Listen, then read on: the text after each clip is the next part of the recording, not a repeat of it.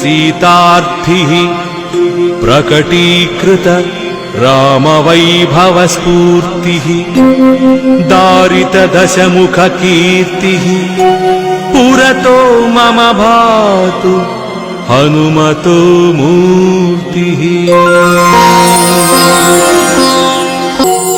मनोजवं मारुततुल्यवेगं जितेन्द्रियं बुद्धिमतां वरिष्ठं वातात्मजं वानरयूथमुख्यं श्रीरामदूतं शिरसा नमामि।